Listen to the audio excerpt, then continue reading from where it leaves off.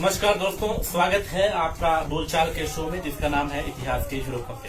मैं उमेश चंद्रखान और आज हम बात करेंगे गुगा मंडली के बारे में। जैसे कि आपको पता है कि गुगा मंडली का गुणगान जो है वो आजकल किया जाता है और इस महीने जो है हर क्षेत्र में जो गुगा मंडली है वो अपना गुणगान यहाँ पे करती है। लेकिन इतिहास के झरोखों में आज बोलचाल के शो में हम बात करेंगे कि क्या इसका जो उद्देश्य है, क्या इसका इतिहास रहा और कहां से जो है ये गुगा मंडली शुरू होती है।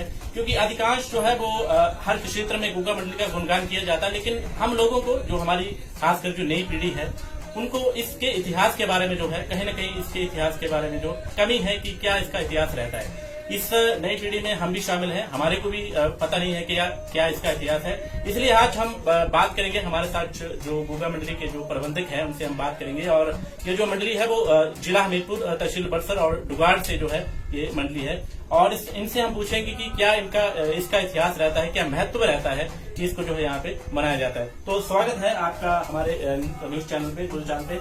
सबसे पहले आप अपना नाम बताइएगा और आपकी जो गुगा मंडली है वो कौन से क्षेत्र से संबंध रखती है, इसके बारे में हमारे दर्शकों को यहाँ पे बताएं। नमस्कार जी, मेरा नाम राकेश कुमार है और हम दुगाड़ गांव से बिलोंग करते हैं। और ये जो हमारी मंडली है गुगा जहार पीर की मंडली है, ये दुगाड़ गांव से है, जो कि हमारे परदादाओं द्वारा परंपरा है उसको हमने चलाए रखा है। उनके द्वारा जो शुरू में गाते थे अब हमने भी चला रखा है, तो इसलिए ये दुगाड़ गांव से संबंधित है जी। दुगाड़ का तो हमारे दर्शकों को यहाँ पे जैसे कि हमने बोला कि गुणगान हर एक क्षेत्र में इसको गुणगान किया जाता है, लेकिन कहीं ना कहीं इसके इतिहास के बारे में जो है वो लोगों को एक जानने की एक इच्छुक रहते हैं कि क्या इसका इतिहास है।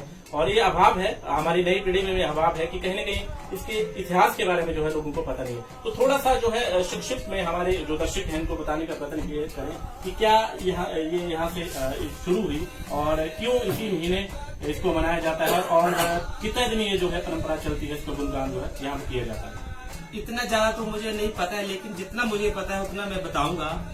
ये जो गुगा नमी ये जो मंडली है ये शुरू होती है रक्षाबंधन से शुरू होती है और 9 या 10 दिन जितने भी ये दिन होते हैं उन 9-10 दिन के बाद गुगा नमी के बाद ये समाप्त हो जाती है। तो ना इतना तो हम भी नहीं जानते कि कितना पुराना इसका, बहुत लंबी इसकी कहानी है। नहीं, इसका जो गुगा जहार पीर का मेन इतिहास है वो गुरुओं का ही दिया हुआ वरदान है कि जहाँ कहीं किसी को सांप लड़ेगा वहाँ इसका सेवन किया जाएगा गुगा जहार पीर का, तो विष जो वो उतर जाएगा। चलो दर्शकों, अब हम आपको जैसे कि मैंने आपको बताया कि इसके इतिहास के बारे में हम जानने का प्रयत्न करें। यहाँ पे एक और हम यहाँ पे विचार रखेंगे कि क्या इसका इतिहास रहा और इसके बारे में जानने का प्रयत्न करेंगे। सर, सबसे पहले अपना नाम बताइएगा। मेरा नाम राकेश सिंह है, गांव मेरा गोरी। मैं भी इसी पार्टी के साथ बुजुर्गों से, जैसे हमारे बुजुर्ग के साथ खड़े हुए थे वैसे ही मैं चला हुआ। तो हमारे दर्शकों को ये बताने का प्रयत्न करें कि क्या जो है इसका इतिहास रहा है और कहाँ से जो है, मतलब संक्षिप्त में हमारे दर्शक। ये जो है ये सौटरी शब्दों में बताऊंगा मैं। जो माई बादशाह थी वो गुरु गोरखनाथ की सेवा करती थी। क्यों करती थी? कि उसके औलाद नहीं थी, तो सेवा करती थी कि मेरे घर में कोई औलाद हो जाए। तो गुरु गोरखनाथ की उसने सेवा करी। फिर गुरु गोरखनाथ जो थे उसके महलों में आए, उन्होंने माई बादशाह को बोला कि माता तूने सेवा करी, किस गुरु की की? बोला मैंने गुरु गोरखनाथ की सेवा की। तो माता मैं ऐसा करता हूँ कि आपको जाओ मेरा बगान रहा कि आपको मैं एक पुत्र का दान दे दूंगा। माई बादशाह ने बोला तो कैसे देंगे?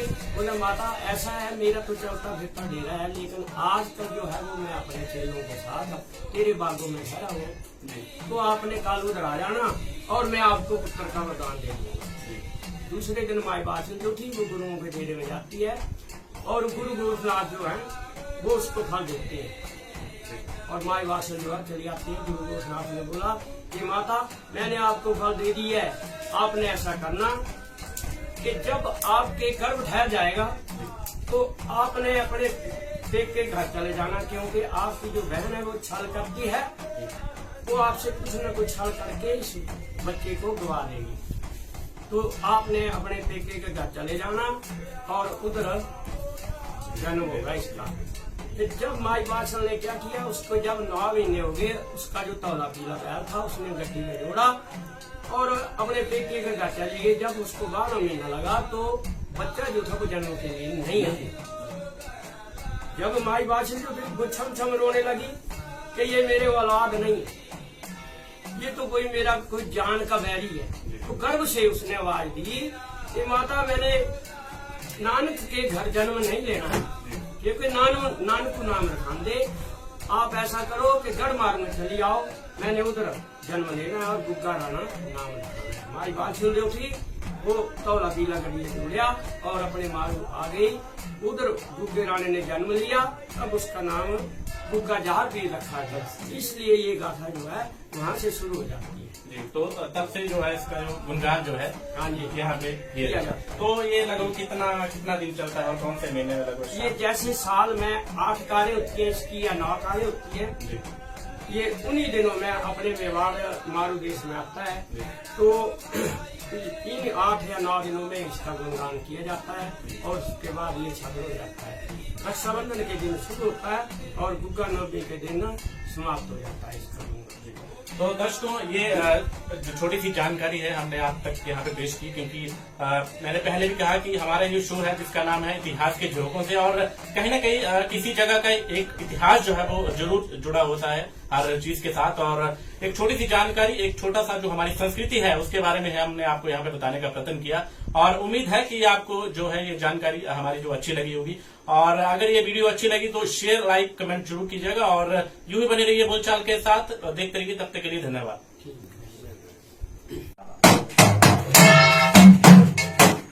मेरा